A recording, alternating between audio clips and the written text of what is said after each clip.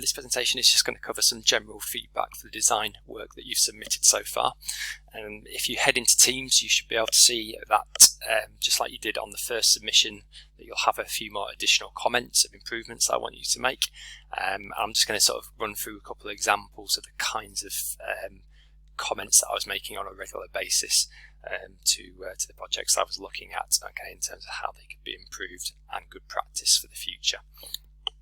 Okay, so the first thing is just the appendix. So in the appendix, remember this is the sort of section of a report where you put, I guess, all your sort of rough work,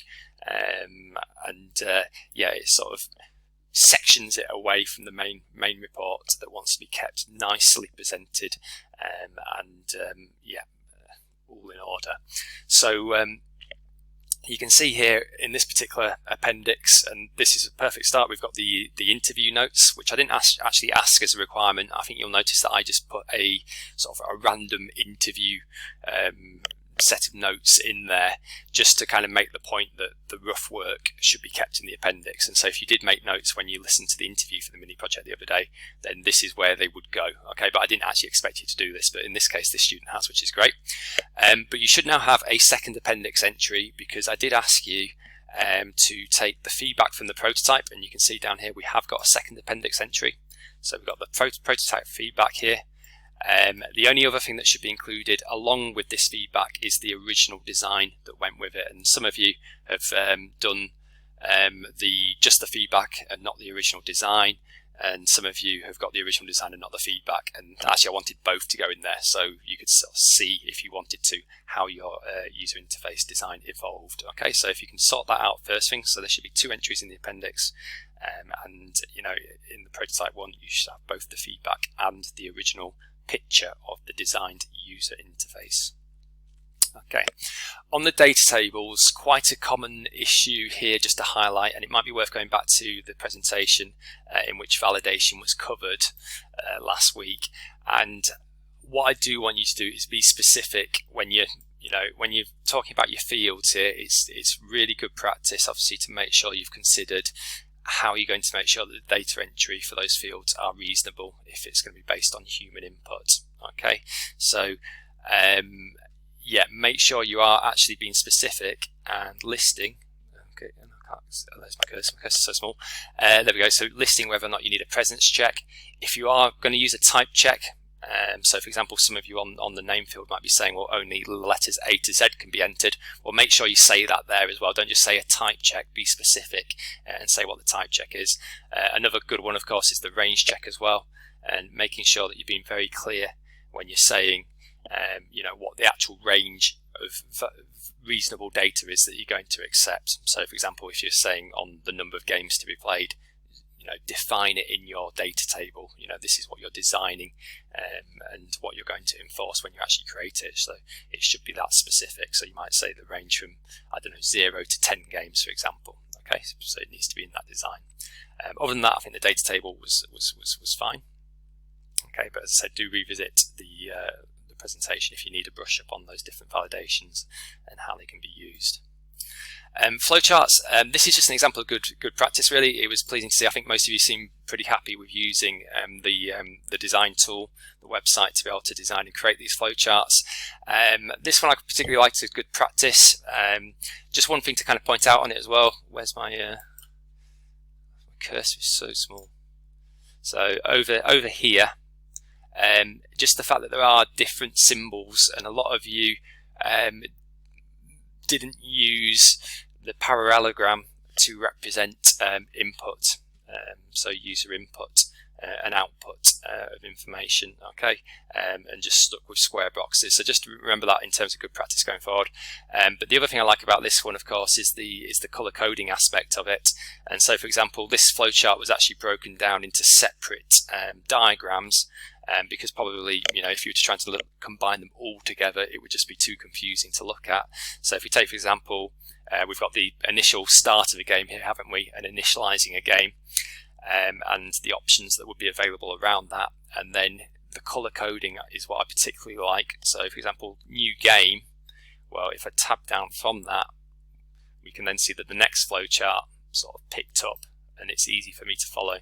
because I can see with that color coding what the next set of functionality and the structure of the code would be to offer the functions within that. Okay, so I think that's a really nice way of doing it, and it continued through. So when we get down to start new game, there was another flowchart linked to that. Okay, so really nice design, and helps make these diagrams more straightforward to follow.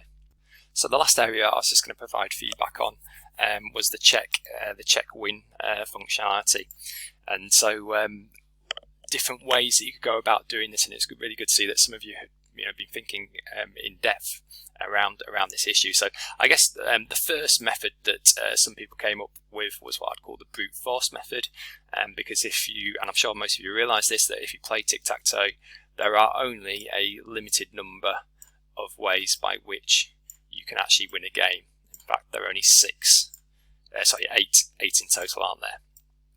Okay, if you count up all the different lines that you can amass. So so method one, I would say, is called the brute force method, because we literally go through and we have 8 if statements here, which will check each of these particular combinations of lines to see if any of them match a win. So that, at its most basic, is a solution. It works, and because we've only got 8 combinations, we can say it's not going to be too inefficient. Okay, but we could make it more efficient, and I think that's the really pleasing thing to see, that a lot of you are trying to truncate this code and reduce it and make it more efficient, and realizing actually we could do this in a better way.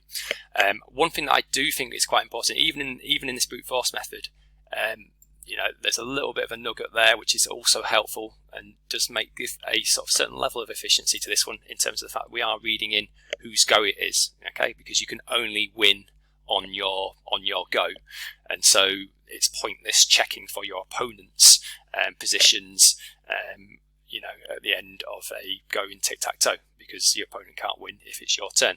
So things like that also begin to sort of make this a little bit more efficient, and a lot of you have recognised that, which is good.